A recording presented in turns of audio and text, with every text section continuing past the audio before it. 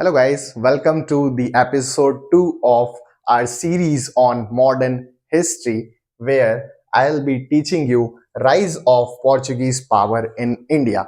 So, in the episode 1, I have taught you about advent of Europeans, that how the Europeans came to India and how they established their rule here. So, if you guys have missed that video, I'll be attaching a link below in the description box. You guys can check out that video too. So just for a quick recap, I just want to tell you guys there, the last thing we studied was that how the Portuguese power wanted to establish a trade monopoly in Indian Ocean and asked the Zamorin, who was the king, and asked Zamorin, who was the king of Calicut, to expel the Muslim traders from this region. And with that thing, Zamorin denied those what I can say those demands by Portuguese power to expel the Muslims in Indian Ocean. He denied that no, I cannot do that.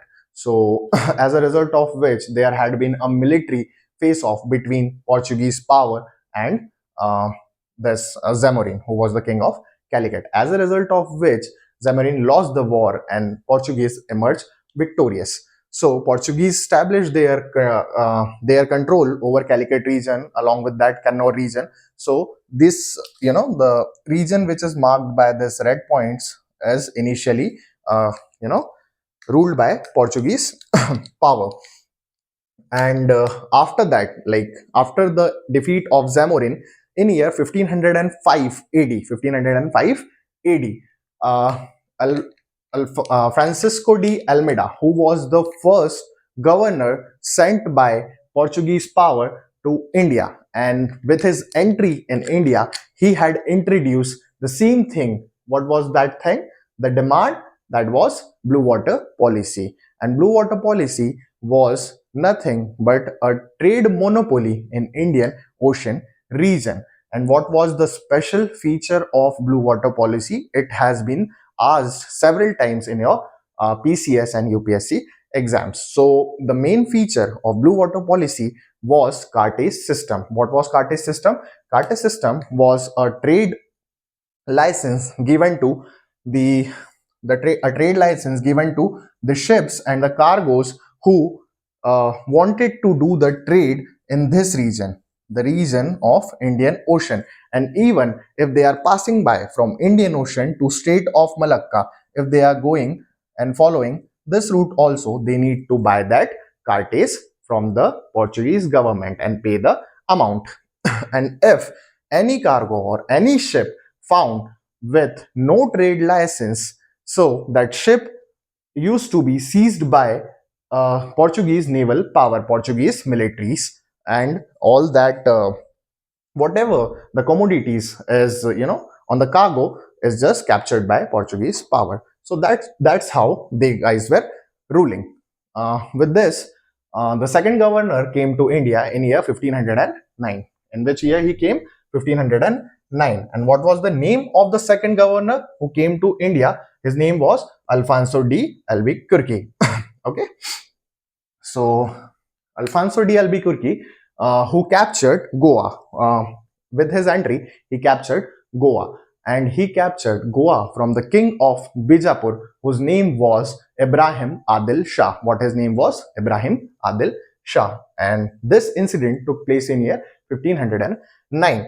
So, Alfonso de Albuquerque considered to be as the real founder of Portuguese power here in India, because it was the first annexation, the first time ever any Portuguese governor had annexed the territory of any Indian king.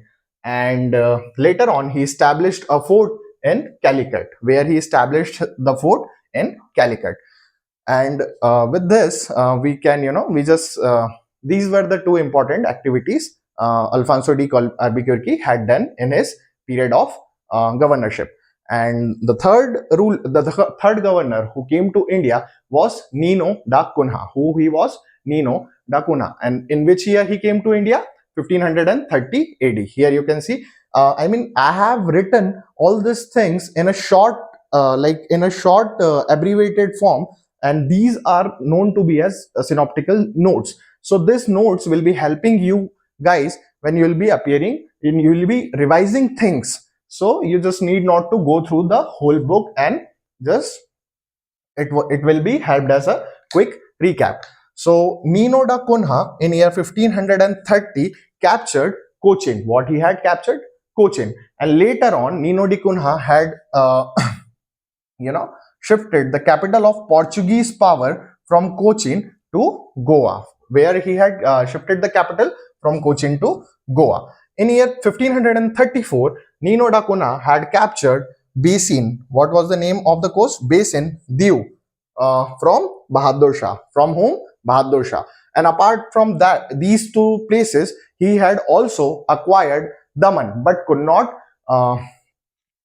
had a complete possession on the region of Daman. But later in year 1559, he had not Nino da Cunha, but the Portuguese power had finally showed their final position on Daman region. Where Daman is located? It is located here, Daman and Diu. Okay.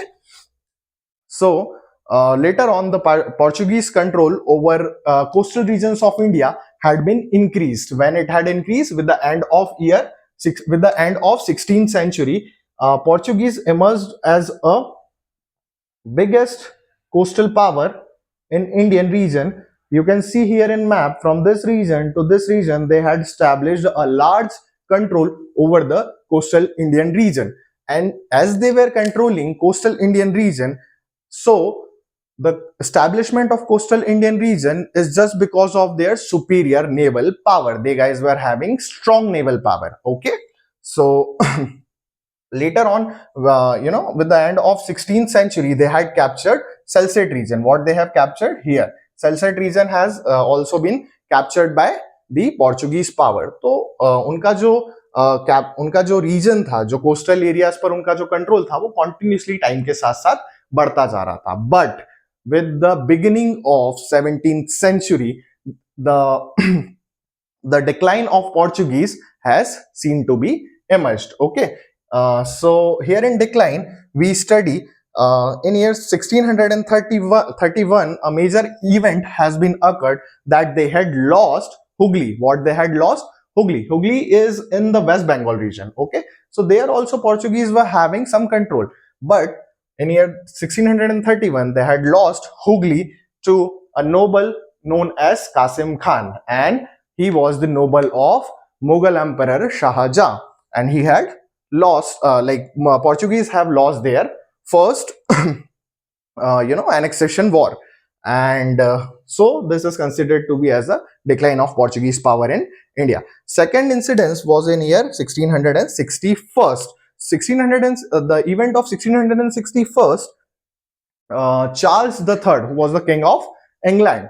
So Bombay as a dowry was given to Charles III, who was the king of England, who was marrying Queen Catherine. What was the name of that Queen? Catherine. So Portuguese had given Bombay as a form of dowry. So another territory has been lost by Portuguese, because in the early times uh, this form of dowries had been given as the to as a means of compensation. As a means of compensation, matrimonial alliances used to take place between kings and queens. So that was the concept. Apart from that, later on they have also lost Salsette region and Basin region. Okay, these two regions have also been lost to the Mughals. Mughals have annexed these two regions and established their control. But Portuguese somehow managed to have a control in the region of Goa, Daman and Diu till the year 1961. So this was all about rise of Portuguese power in India. In the next episode, I will be teaching you guys contribution of Portuguese power in India. So till then, stay tuned. Have a good day. Thank you for watching my video. If you guys have liked our video, subscribe our channel, show some love, like, share, and subscribe. Thank you.